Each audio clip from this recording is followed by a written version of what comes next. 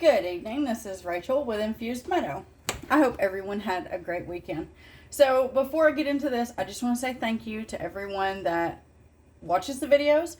Hopefully it does help in any way, shape, or form. I also want to apologize about Friday. I truly meant to get the video up showing you how to make dinner rolls that don't require yeast. I promise I will get to that. And all I can say is we ended up with 3 tons of soil delivered Friday, and that is what I was doing instead of making dinner rolls. So I do apologize, but I had to work outside. Anyway, so today we're going to be making peanut butter Rice Krispies, and I'll tell you what I have right now.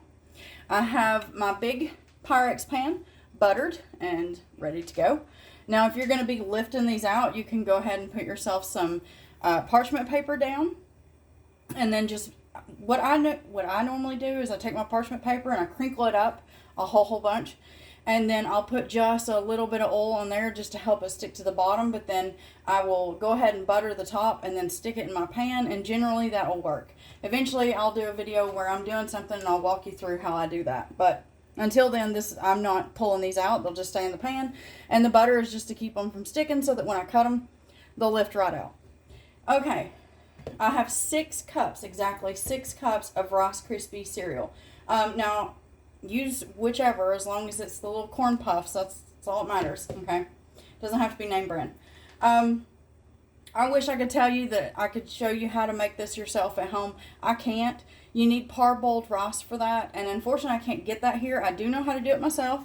It's just that I have not had time to make my rice and then dehydrate it and then bring it in here to then make cereal. So, and I don't do this very often. I love Rice Krispies. Rice Krispie treats, sorry. But this is like a maybe once every 3 month kind of treat that I like to do for my husband and myself. And normally it's regular, but I was in the mood for peanut butter and it's a sweet treat. So that's what we got. So we have our 6 cups and we have our pan. Now, setting aside and ready to go, I have 1 cup of creamy peanut butter. You cannot use the all-natural peanut butter that you get at the store. There's too much oil in that. Now, if you make it yourself from at home, you make your own peanut butter, as long as you don't add oil to your peanut butter, you can use your own homemade peanut butter. Just don't buy the stuff from the store and try to use it in this recipe. It will not work. There's too much oil in that they make, and you'll end up hating your recipe. There's no other way to put that. Okay, I'm going to be putting some things into this pot, and what I have right here is 1 teaspoon, because once I get to a certain point, we'll be adding 1 teaspoon of vanilla and 1/4 teaspoon of salt, which I have right here. So, into this pot, we're going to move some things around. Let me grab my sugar.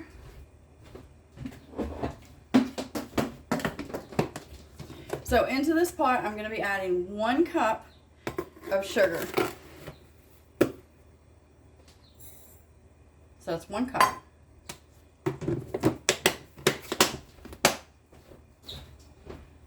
Okay, now, 1 second, be right back. As weird as this may seem, you want 1 tablespoon of water. And this is just the water that I have sitting out, so I just poured this in here a little bit ago, and that's what I'm using. Let me put this over here. It's just water. I'm not worried about water. Okay, so to this, we want to add in, I need another spatula, 1 cup of light corn syrup, not the high fructose stuff. All right. Here's the downside about candy making, okay? So you can make a simple syrup all day long on that stovetop, but you cannot use a simple syrup in candy making, because once you try to crank the heat up on that simple syrup, it will start to crystallize and it'll ruin your candy. You also can't use, like, what is it? I don't know how to pronounce it. Agar, you know, the artificial, or not all artificial.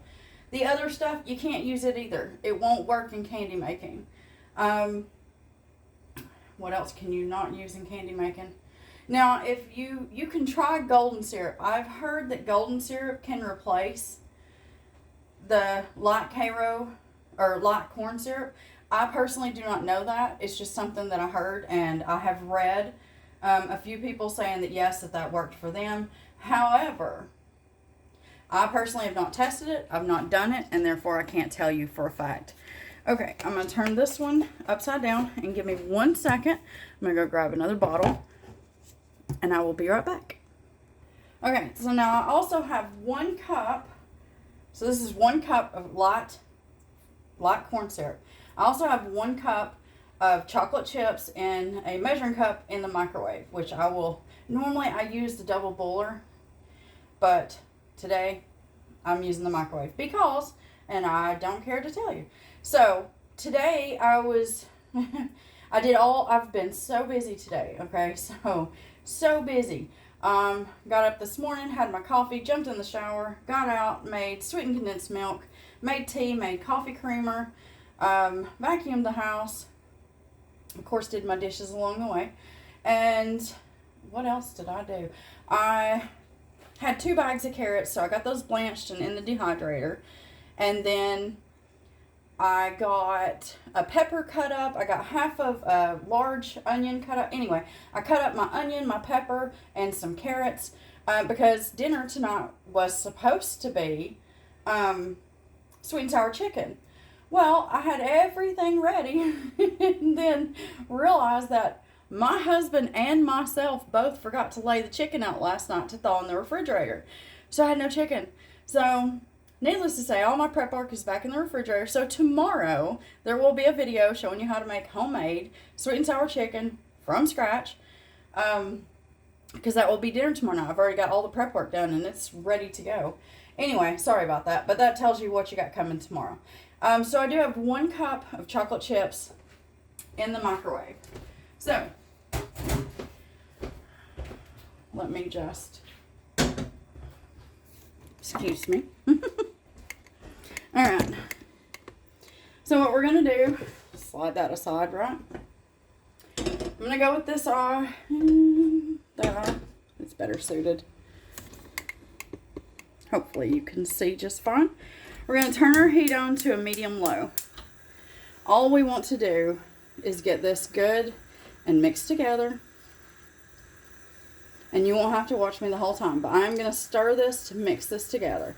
And then what we want to do is we want this to just start to bubble. We are not going to boil this. We want it to just start to bubble, okay?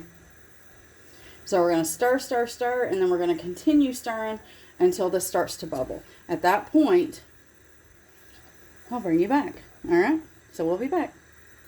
Okay, so we're just starting to bubble around those edges. I'm taking it off the heat, and the heat is off. It will not go back on that heat.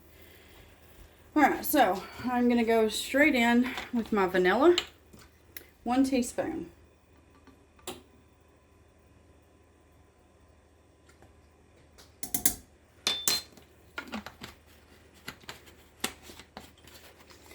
We're going to add our 1/4 of a teaspoon of salt. Now I'm using pink Himalayan, so use what you got. I've explained the differences in salts before, so because most recipes you'll be using, you know, what you got at home, which is probably a table salt, kosher salt, whatever you got. It may be finer ground than mine, so sometimes I'll do a heaping. Whereas I'll say, you know, tell you it's just a 1/4 teaspoon. And that's because of the difference in the grind size. We're going to go in with our peanut butter.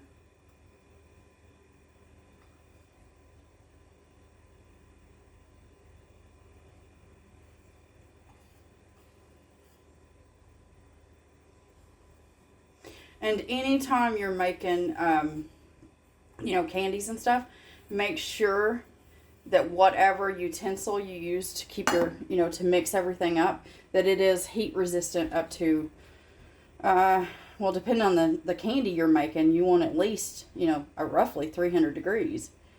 Because most candies, depending on, you know, if you're going to softball stage or hard stage, that will depend on the temperature in which you will be needing to get that candy to.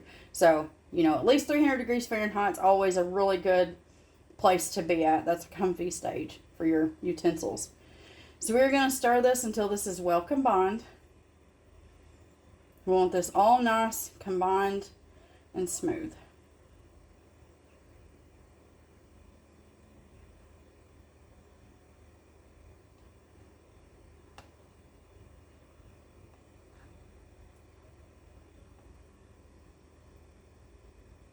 I can see I still have some lumps.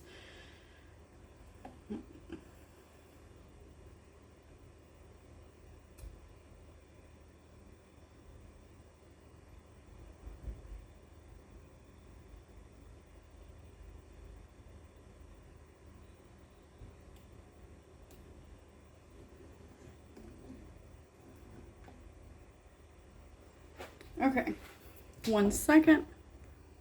Alright, so typical Rice Krispies. While everything is nice and warm, we're going to put this straight in.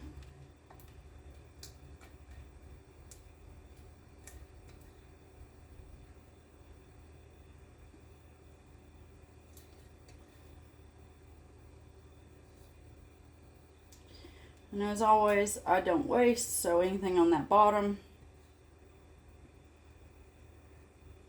Alright, now you will notice, because this is a candy top, your peanut butter will try to start setting up on you.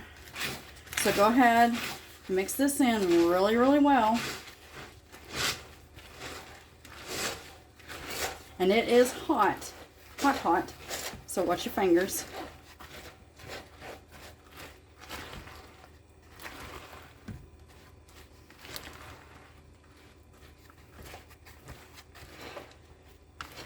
And make sure you try to go down and up. That way, if there is anything sitting on that bottom, you find those pockets of dry cereal. And for this, I'm using my big, I believe it's a 9x13 Pyrex pan. It's in the group of 3. It's the largest one. But if you wanted to do like a brownie pan, 8x8, it's just going to give you thicker Rice Krispies. So you use whatever you want. I personally like the thinner ones. But that's me. It's my preference. And you're going to do your preference. So, into the pan we go.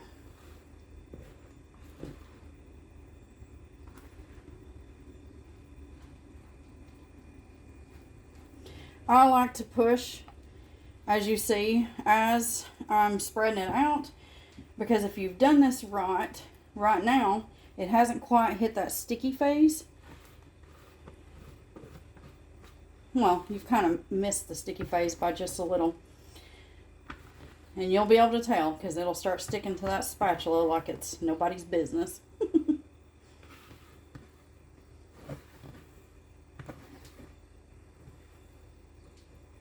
Alright, I think I've got all that I can get. 1 second. So, all you want to do is press this down. Like I said, I'm just using my spatula. If you're going to use your hands, then first of all, remember that this is hot. Second of all, go ahead and put like a little bit of butter, or if you don't want to use your butter, use a little bit of oil on your hands, or else all of this is going to stick to your hands, and you're going to end up with a mess that you're not going to be too happy about, okay?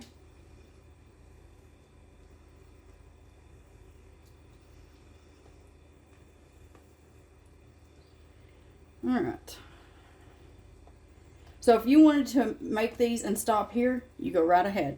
You do not have to do what I'm about to do. And you'll see what that is. So I'm going to finish getting this, I'm going to try to get this as, even as possible. And I'll bring you right back. Okay, so I've done 30 seconds, gave it a good stir, 30 seconds more, and this is where we're at. So I'm going to go ahead and add in about a half a teaspoon. A little bit more than half a teaspoon. You want about a half a teaspoon of, you don't have to add it. It's your refined coconut oil.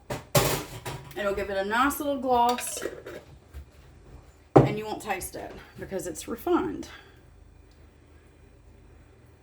Okay.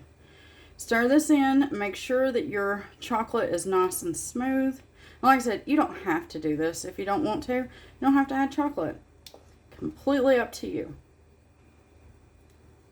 And when you're heating chocolate in the microwave, be careful. What I do is I do 30 seconds, I give it a good stir, and I judge it off of the chocolate. If I'm already starting to look kind of like cornmeal, then I'll do 15 seconds and then 15 seconds. If it's still looking mostly solid after I've stirred it and it's not sticking together, then generally what I do is I will,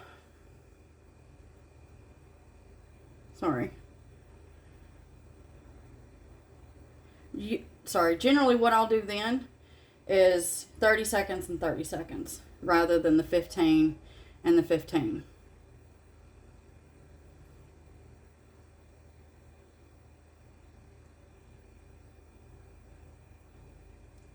And this is completely yours.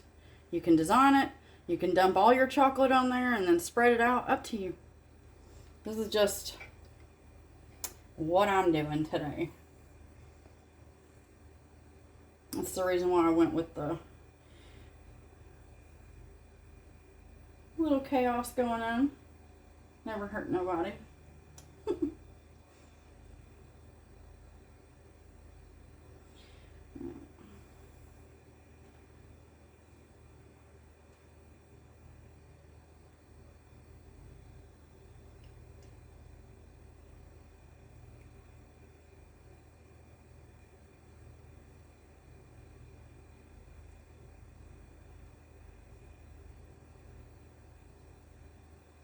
So anyway, all I was saying was you don't want your chocolate to seize up. If you heat it too fast, the chocolate will seize and you're going to get no use out of that, okay? None whatsoever. So you'll let this set for just a little bit. It'll take, usually the chocolate will start setting up in about 10 minutes. Usually. Depending on the chocolate. Now, I always use dark chocolate. I buy a baking bar at the store. And then I chop it up. I do have don't think I've put that video up. So some of my videos are kind of out of whack. And because I was told, I was putting up too many videos in one day. Because, I'm walking you through literally everything I was doing. So what I've done now is small things like, oh, here's how to stabilize your cutting board. That's by, I was doing that the other day. I had to stabilize my cutting board because I was cutting chocolate. So there'll be, the 2 videos. I'm just going to give this a little spread on the outside. And that's it. Just because, why not?